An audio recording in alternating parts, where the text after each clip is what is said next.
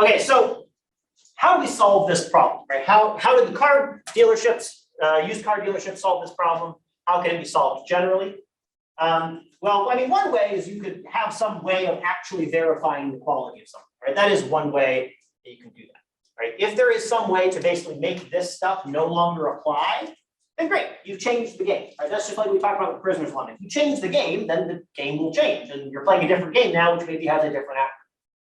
So if you can make it so that the quality can actually be observed directly, then no problem, right? This is, in fact, one of the things that the used car industry did. If you've ever heard of Carfax, or Carfax, the Carfax mascot.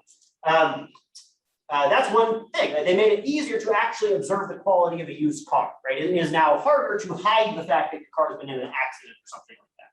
In the 70s, that was very easy to hide. You would just not tell anybody that your car was in an accident, right?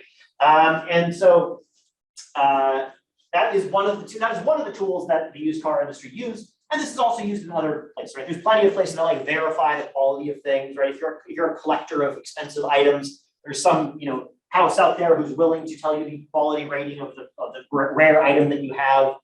And as long as you can trust those ratings agencies, you can't necessarily always trust them, but if you can, then this problem is solved. There's no more lemon tissue, right? Because one of the three elements goes away. But let's assume that that can't happen. Let's assume that we're still in a situation where we cannot actually verify the quality. We are still having all three of these things apply. How can we at least ease the problem that we're going to have? How can we keep the market from unraveling? One way in which people can try to solve this problem is through what's called signaling. Costly signaling, if you prefer. And the way that this works is this. You send a signal about the quality of the good. Now, this is nothing special about this. You've already been doing this, right? You were already sending signals about the quality of the good in our game. You were saying, hey, I have a high quality good. Now, some of those might have been lies. But the question is, how do we make those signals true? Okay. How do we get people to send a true signal instead of a fake one? How do we get the low quality sellers to admit that they are low quality? So if that's our goal, if we want to let people send signals, but make them send true signals, we need to incentivize the truth. You want people to be incentivized to tell the truth. Just like in our game theory stuff, right? How do you get people to cooperate? Well, you incentivize cooperation, possibly by saying, hey, you're going to interact with this person over and over again. So if you cooperate with them, they're going to be able to pay you back later. You're incentivizing cooperation, so you get cooperation. Here, we're going to incentivize the truth with the hopes of getting the truth. So what a signal could be a wide range of things. Some signals are going to work at getting to incentivize the truth, and some are not.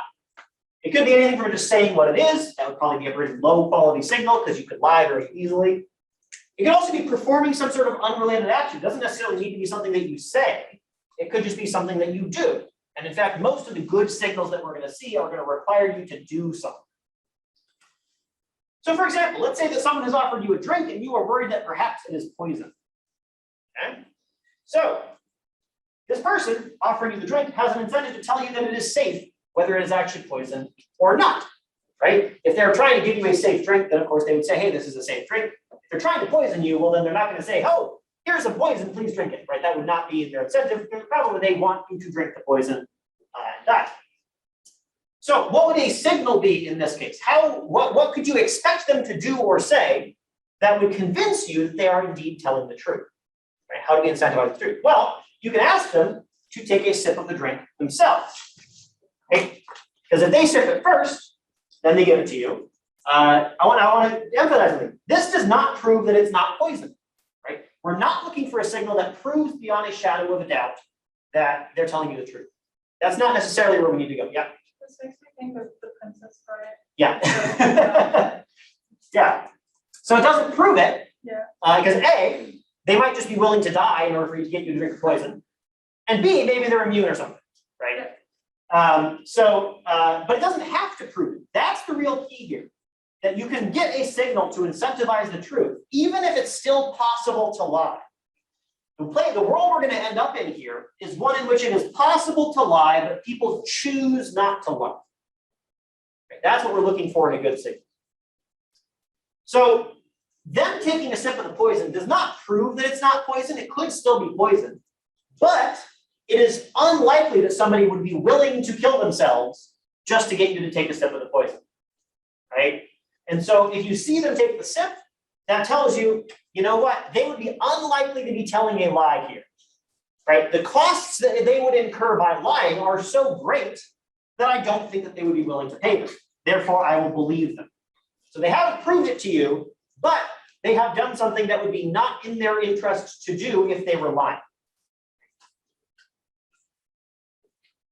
So here's how it works. A, if you see the signal, you believe they're doing the high quality thing, right? Not poisoning you, giving you the high quality car, whatever it is.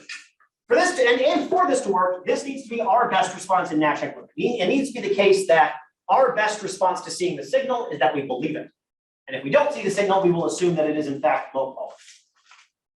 So how do we construct a world in which this is our best response?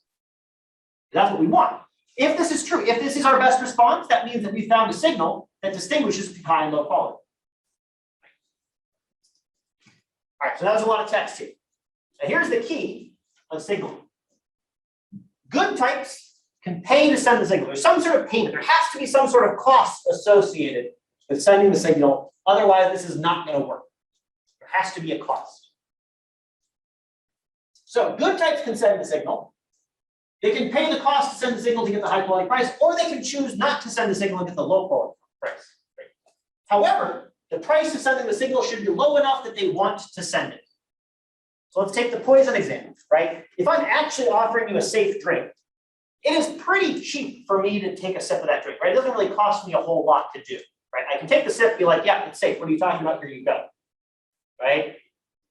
So because I'm a good type, the thing that you're asking me to do is very easy for me to do because I'm telling the truth. But here's the trick. It has to be really hard to do if you're not telling the truth. That's how we're going to incentivize telling the truth, by making it very costly to lie and less costly to be telling the truth. That's what we want. So what if you are a bad type? If you're trying to get across a low quality merchandise, give some poison drink, whatever. You can still send the signal. Again, we have not made it impossible to lie here. We've just made it really, really expensive. Okay? So they can send the signal too. They're going to pay a higher cost to send the signal to get the high quality. If they could still send the signal and get the high quality price, or they can, just like the good types, they could choose not to send the signal and get the low quality price. But the key here is that for the people who are lying, the cost is higher, and it's higher enough that they're not going to bother lying in the first place. So in the case of the poison drink, right? I have the poison drink in front of me. You ask me to take a sip. I could send the signal by taking a sip, and then hopefully you drink it before I die, right? But that's such a high cost for me that it's not worth it for me to send the signal, which allows you to distinguish between a poison drink and a non-poison drink. So to sort of sum up what we're looking for here. 1, believe signals if good types want to send it. And what they're comparing here is that the benefits minus costs of sending have to be higher than the benefits minus costs of not sending. Right? It has to be worth my while to send the signal as a high quality person, right? So in the case of the poison drink, what is this, right? So the benefits of sending the signal is that you drink the drink. Right? I feel good, right? That you've taken this drink that I've offered you, that makes me feel good. The costs are that I have to take a sip. What if I don't send the signal? Well, then you don't drink the thing, but I also don't have to pay the cost to take the sip. Okay? So for this signal to work, for the SIP signal to work, it has to be the case that the good types would prefer me drinking the drink and them taking a sip to neither of those things happen, right? So it still has to be in their interest to send the signal. But bad types don't want to send it. Right? So for them, the benefits minus costs of sending have to be less than the benefits minus costs of not sending. Which means there may be something different about these two types that makes these numbers different, right? Because if the numbers are exactly the same, then there's nothing going to happen, right? So it's not just the case that the signal needs to be costly. It needs to be more costly for the liars. That's the real key here. So the benefit of the saying, we basically have, it has to be the case that the costs of sending are much higher for the liars, for the low types, such that this becomes true, right? Whenever we start it up here, we need to raise these costs for the low types until we get down here where this is not true. Which in our poison example is absolutely true. Dying from taking the step is a lot higher of a cost than not dying from taking the step. So sending the signal or not is an option for everyone, but the incentives are such that the bad types don't want to, and the good types do. And when this is the case, you should believe the signal. They send the signal, you believe that it's high quality. They don't send the signal, you believe that it's low quality. And then, you know, we have sort of solved the system, right? We've made it possible for the high quality types to prove themselves, which is the problem in the first place, right? Why was the market unraveling? Because there was no way for the high quality types to distinguish themselves. Now they can by sending the signal.